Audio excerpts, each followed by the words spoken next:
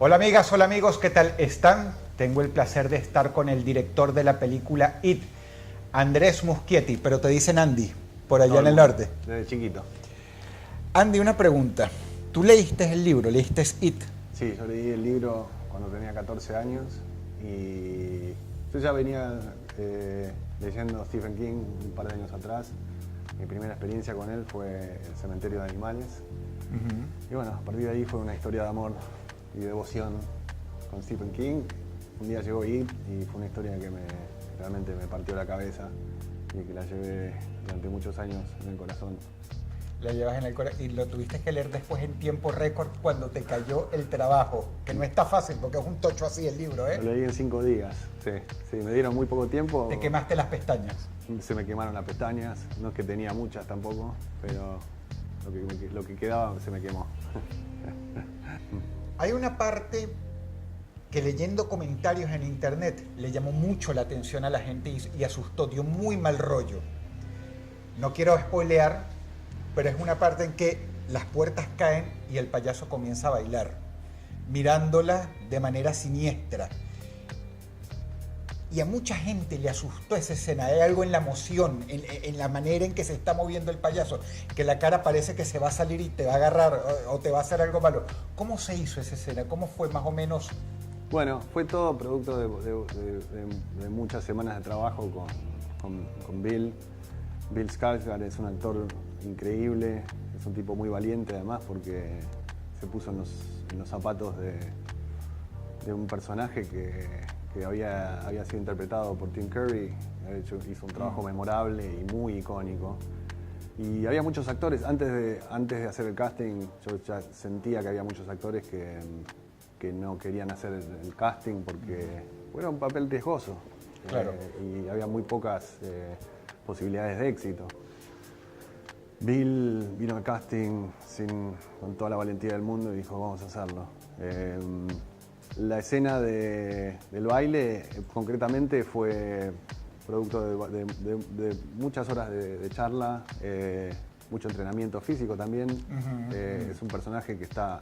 Mide 1,90 él, o sea que la agilidad con la que se mueve es tremenda. Sí, 1,90 está en buen estado, es un pibe que tenía 25 años, ahora tiene 27, pero se mueve muy bien, tiene un gran manejo de su cuerpo. Y bueno, hubo distintos pasos de baile que fuimos ensayando y ese fue el que más nos gustó. Esa escena en particular tiene también un pequeño trabajo de postproducción. No hay efectos digitales o nada, simplemente lo que hicimos fue fijar la cabeza en el cuadro. Entonces cuando él se pone a bailar, todo lo demás se sacude y la cabeza está en el mismo lugar. Entonces Lo que produce un efecto de verdad espantoso que tú dices, pero ¿cómo está haciendo esto? Claro. Sí, yo quería generar esa sensación hipnótica que tiene el payaso, que es algo que aparte de todo el mundo de Pennywise quería dejar en claro. Cada vez que el personaje se fija en su víctima y lo mira, hay como un efecto hipnótico, como mesmerizante. Una pregunta. ¿Hubo alguna escena del libro que quisiste incluir, pero te dijeron no, por ser demasiado fuerte? Ah, fuerte. Bueno, yo creo que los niveles de intensidad que yo quería alcanzar con la película fueron alcanzados. Y sí, se nota. Y sobre todo quería dejar en claro en la primera secuencia que esto es un monstruo que no tiene compasión. No tiene códigos de ningún tipo. No tiene sentimientos humanos, lo finge pero no siente nada y realmente la escena del comienzo tiene ese nivel de intensidad y lo que provoca en el espectador es una sensación de que ese monstruo, de que nadie está a salvo en realidad. Y no puedes negociar con él de ninguna manera. no, después de lo que hace en la primera escena, nadie está a salvo. Y yo quería generar esas, incluso en los momentos en que el monstruo no aparece, quería que ese sentido de amenaza crezca en la mente del espectador, casi de manera subliminal. Y sí, hay escenas del libro que son muy, muy violentas, incluso más violentas que el ataque a Georgie. Hay una escena del libro que es tan macabra que es básicamente, y no es ninguno de los personajes principales, pero cuando Mike está haciendo un relato de los interludios. Mike es el bibliotecario que recuerda, que hace una recopilación de todos los hechos macabros y recuerda un evento donde esta familia, la madre de la familia escuchó sonidos en el piso de arriba, y cuando fue a buscar a su hijito que tenía 3 años, lo encontró con la cabeza dentro del inodoro y con la espalda quebrada, y es una imagen tan grotesca y macabra que te queda grabada. Cuando haces una película de 2 horas tenés que condensar el material, sí, y tenés que elegir tus batallas y bueno, hay cosas que inevitablemente se quedan afuera. Claro. Una pregunta. ¿La voz de Pennywise es de Bill o es de un actor que pusieron después en la postproducción? No, es 100% Bill. Es 100% Bill. Sí. Wow. Es una pregunta necia, pero quiero escucharte a ti que dirigiste la película y que eres un amante de la historia. A ver, entre el hit de los años 80, entre el payaso Pennywise y el nuevo, el del 2017, ¿cuál es tu preferido? A ver, empieza. Bueno, obviamente yo tengo mucho afecto por... Soy muy fanático de Tim Curry en general.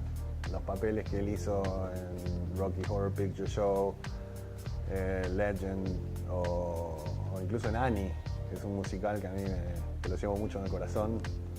Él hizo el papel de Rooster y es un tipo que es realmente un hombre orquesta, y es un tipo muy talentoso. Y lo llevo mucho en el corazón. Lo que él hizo en esa versión de la película es una interpretación como muy personal y es memorable. Lo que yo intenté hacer con Pennywise en esta película es otra cosa. Quise llevarlo a un lugar un poco más críptico y misterioso y explorar nuevos comportamientos que provocan terror. Básicamente el concepto de impredecibilidad es lo que más me interesaba y lo que más interesaba a Bill. Y Bill Skarsgård construyó el personaje en torno a ese concepto de impredecibilidad. ¿Cuál es mi favorito? Es difícil decirlo. Es muy difícil decirlo. Es difícil decirlo también por esa distorsión en la percepción que uno tiene cuando hace una película, ¿no? Es muy gratificante cuando ves la película finalmente terminada con un grupo de personas, con una audiencia que está descomprometida. Y ves las reacciones y decís, pucha, esto está funcionando. Sí. Por supuesto, porque llenar los zapatos de Tim Curry es muy grande, pero ¿sabes qué? El nuevo Pennywise a mí me parece más creepy, más imprevisible. Como que te pueda... Y eso, por supuesto, la imprevisibilidad está en matrimonio íntimo con el miedo, porque no sabes con qué te va a salir. Exactamente, sí, estoy de acuerdo. Y Bill lo llevó a un extremo, a ese concepto que fue, básicamente en cada toma se inventaba algo distinto. Hablamos de eso y dijimos, bueno, si es imprevisible, es imprevisible. Y dejamos abierta la posibilidad de, en ciertas secuencias, usar pedazos de distintas tomas. Que en una película normal, donde las interpretaciones son consistentes, es lo más normal del mundo. Pero cuando un actor está haciendo una cosa distinta en cada toma, es un desafío extra. Y realmente que funcionó genial, porque bajo ese concepto de imprevisibilidad te podés valer de tomas donde el comportamiento es completamente distinto. ¿Va a haber un Director's Cut para Blu-ray? Sí. Qué bueno. Sí, ahora mismo estamos estamos ultimando los detalles de eso. Es básicamente volver a los primeros montajes de la película. Esas 10 semanas que el director tiene después de filmar para editar su versión son muy importantes porque es realmente la visión pura de la película. Después intervienen otros factores. Después de esas 10 semanas el estudio empieza a hacer notas y obviamente no son notas que se imponen sobre tu autoría de la película, pero a veces tenés que tenés que consensuar ciertas cosas. Está toda esa etapa de proyecciones de testeo. Claro, ¿sabes si te van a dejar incluir escenas extra? Sí, No, bueno, estoy hablando de todavía previo a lo del DVD y eso. Las escenas extras están en el corte del director al principio. Claro, pero por supuesto. Pero bueno, en el proceso de test screenings y tal, el estudio va escuchando opiniones de audiencias reclutadas, donde hay consensos, como por ejemplo en esta parte de la película la acción pierde un poco del pulso y el ritmo, entonces mejor quitar esta escena. Y la verdad que es un proceso muy válido y que vale la pena escuchar, porque uno al final del proceso de postproducción estás muy cerca y la percepción la tenés un poco distorsionada, entonces vale la pena escuchar la opinión de un público, y cuando ves que hay notas consensuadas decís, bueno, quizás tienen razón. Claro. El ritmo de la película afloja y lo que quiere la gente es que la historia se mueva para adelante. Yeah. La versión del Blu-ray con el corte del director es una versión que va a tener 10 minutos más de duración y que incluye algunas escenas que son de personaje, de exploración de personaje, algunas escenas que son más inesperadas, que no quiero hablar mucho, pero sí, están más cerca de mi visión original de la película. Ok. Quiero informarle a la gente de que Andy también dirigió Mamá, una muy buena película de terror y tremendo easter egg te mandaste, ¿eh? ¿Tremendo qué? Easter egg. Con Mamá. Con Mamá, porque sí, yo vi a Mamá por ahí en la película. Sí, mucha gente está bueno eso, porque mucha gente le identifica el cuadro. Me di cuenta, por supuesto. Decía, pero bueno, un minuto, a ver. Sí, y bueno, es espeluznante. Bueno, muchas gracias. Eso fue difícil vender eso, porque hay gente que no le da miedo, hay gente que no lo entiende eso. Es como una traducción, es la traducción más literal de mis miedos infantiles en la película. A ver, o sea, los que no les da, a mí me pareció que el cuadro compite fácil con el payaso en Factor Creepy, hermano. Sí, yo decía, porque aparte a mi mamá me da, es espeluznante. Bueno, si yo la vi, no puede ser otra vez, maldita sea. Por lo menos es lo que yo pensé. Bueno, gracias. Eso en realidad no es un homenaje a Mamá, sino es básicamente un homenaje a un terror infantil, a un artista, que es Amadeo Modigliani. En mi casa, en el living de mi casa, había una copia de uno de sus cuadros y su estilo es muy aterrorizante, para un niño sobre todo, porque él tiene ese estilo donde los sujetos están todos elongados. Son normalmente mujeres con el cuello muy largo y la cabeza torcida y los ojos ciegos. Es uno de esos terrores que a mí que los llevo de niño. Y Mamá fue básicamente una materialización de ese temor, de ese tipo de estética que me da tanto miedo. Y finalmente en It la puse literalmente, es un cuadro. Claro, y en contexto, porque son miedos, claro. Son miedos de niños. Imagínate. Entonces, sí. Y él entra, como verán en la película, el protagonista, que es Stanley Uris, que es un pibe con obsesión compulsiva, que siempre todo tiene que estar en su lugar. Bueno, primero le tiene miedo a esta pintura porque es aterrorizante para él, pero cuando finalmente la mira, se da cuenta que el cuadro está torcido.